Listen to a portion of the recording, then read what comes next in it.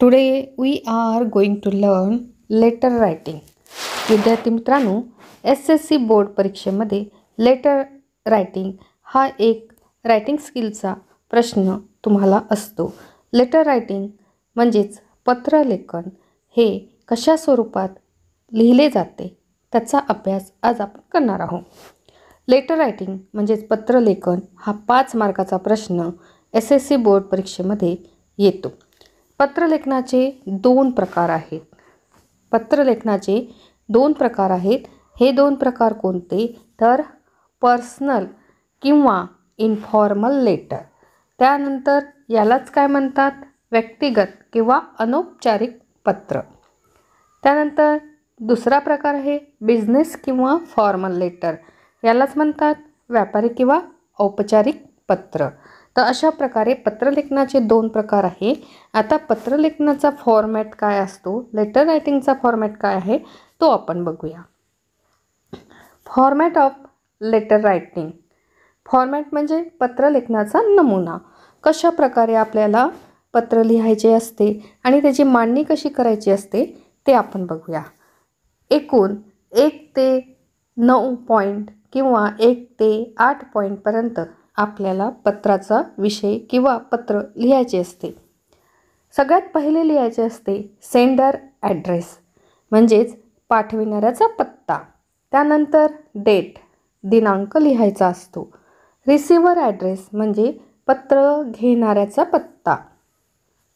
त्यानंतर सब्जेक्ट किंवा हेडिंग.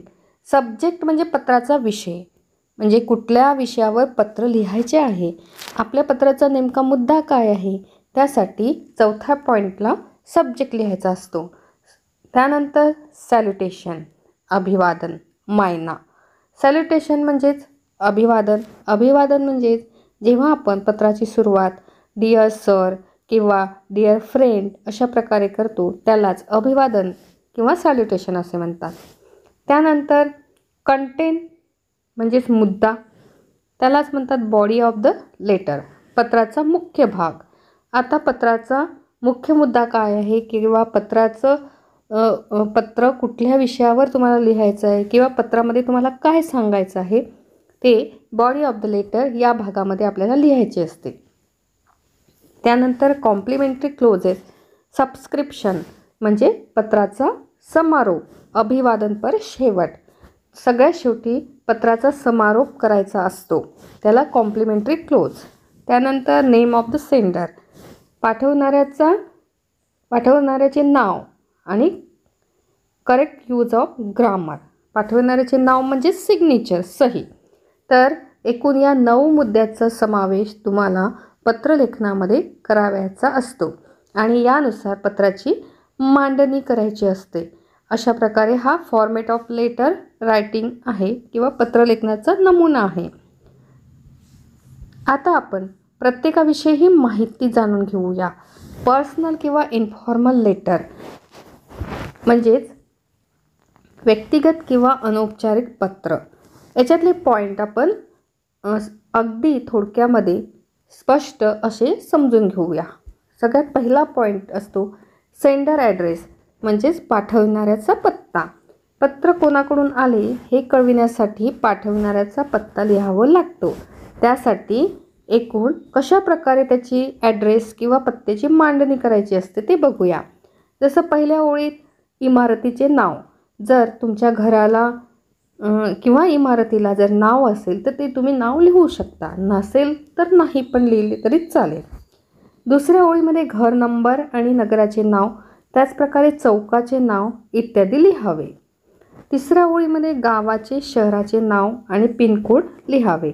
चौथ्या ओळीत दिनांक लिहावे. आता हे जे सांगितलेलं आहे हे 4 पॉईंट ते कशा प्रकारे जे आपण मांडणी केलेली आहे ते बघा. जसं इथे पहिल्या ओळीत इमारतीचे नाव लिहावे सांगितलेले आहे. तर पहिल्या ओळीमध्ये बघा पत्राच्या डाव्या बाजूने आपल्याला पत्रलेखनाची सुरुवात करायची आहे. आपलं जे पेज असतं, जे पूर्ण पेपरमधलं जे पेज एक पूर्ण असतं चौकोन असं, त्या चौकोन पेजमध्ये डाव्या बाजूने आपल्या डाव्या हाताच्या बाजूने पत्रलेखनाची सुरुवात करायची असते. तर डाव्या बाजूने आपल्याला ॲड्रेस टाकायचा आहे. जसं इथे पहिल्या ओळीत इमारतीचे नाव सांगितले आहे त्याचप्रकारे पहिल्या ओळीमध्ये घराचे इमारतीचे नाव लिहिलेले आहे. इथे विद्याधन हे घराचं नाव. त्यानंतर दुसऱ्या ओळीत घर नंबर आणि नगराचे नाव सांगितलेले आहे. तर इथे सुद्धा घर नंबर 22 लक्ष्मी रोड या प्रकारे चौकाचे नाव आणि घर नंबर सांगितलेले आहे. तिसऱ्या ओळीत गावाचे शहराचे नाव आणि पिनकोड. तर इथे गावाचे शहराचे नाव आहे दिलेलं आहे नाशिक आणि त्याचा हा पिनकोड दिलेला आहे. चौथ्या ओळीमध्ये दिनांक लिहावे. तर चौथ्या ओळीमध्ये आपल्याला 15 मार्च 2018 हे तारीख आणि दिनांक लिहिलेले आहे. अशा प्रकारे पत्राची मांडणी आपण पहिल्यापासून सुरुवात करायची आहे. दुसऱ्या नंबरला सॅल्युटेशन अभिवादन म्हणजेच मायना. याची सुरुवात डिअरने करावी व ज्या लोकांना पत्र लिहायचे आहे त्यांचा उल्लेख करावा. उदाहरणार्थ आईला पत्र लिहायचे असेल तर डिअर मदर असे लिहावे. त्यानंतर स्वल्पविराम द्यावा. मित्र व नातेवाईकांसाठी जसे dear Neeta, dear father, dear uncle, my daughter किंवा माय डिअर सन अशा प्रकारे आपण पत्र लिहायला सुरुवात करायची. अशा प्रकारे सॅल्युटेशनची सुरुवात करायची. त्यानंतरचा नमुना येतो बॉडी ऑफ द लेटर. पत्राचा मुख्य भाग. आपल्याला पत्रामध्ये काय सांगायचे आहे, समोरच्या व्यक्तीला आपल्याला काय माहिती पुरवायची आहे ते बॉडी ऑफ द लेटरमध्ये द्यायचे असते. सॅल्युटेशन लिहिल्यानंतर पत्राचा मुख्य भाग लिहावा. त्याची सुरुवात जसे की thank you for your letter, thank you so much for, I hope you are well याप्रमाणे करावी.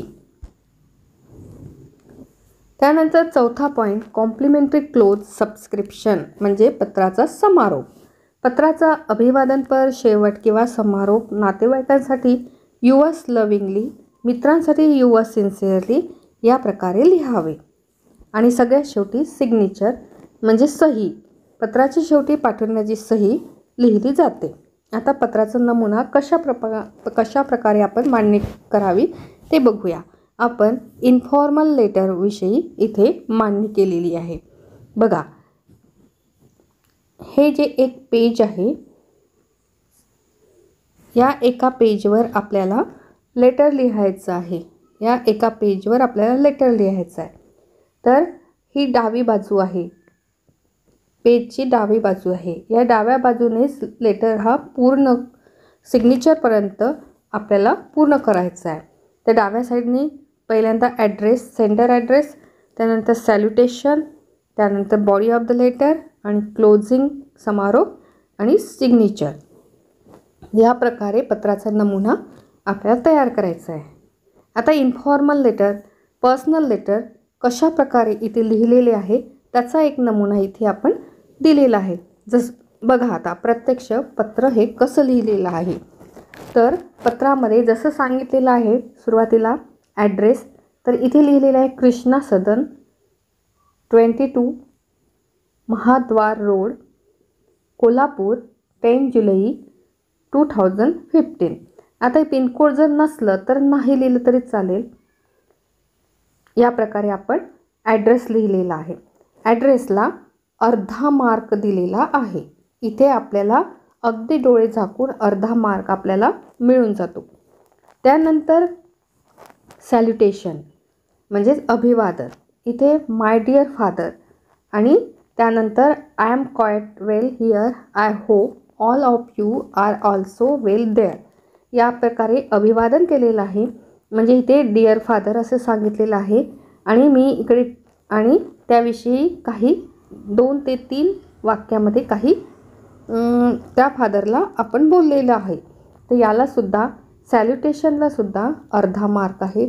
इथेसुद्धा तुमचे अर्धा मार्क तुम्हाला इझी मिळून जाते. या लेटर हे परीक्षेमध्ये 5 मार्क्सचं येतं. म्हणजे लेटरला 5 मार्क्स पडतात. या 5 मार्क्सपैकी तुम्हाला ॲड्रेससाठी अर्धा मार्क, सॅल्युटेशनसाठी अर्धा मार्क म्हणजे 1 मार्क तर तुमचा हा हातचाच आहे. म्हणजे ते तुम्ही अगदी सहज मिळवू शकता. त्यानंतर बॉडी ऑफ द लेटर म्हणजे पत्रामध्ये मुख्य काय सांगितलेलं आहे त्याला आहे 2.5 मार्क, म्हणजे 2 आणि अर्धा. इथे पत्रामध्ये काय माहिती दिलेली आहे म्हणजे मुलाने आपल्या वडिलांना काय माहिती दिलेली आहे. तर my annual examination will be from 10th March. I have fully prepared for the same. I hope to pass with very good marks. My school will close on 30 April. I shall come to you after that.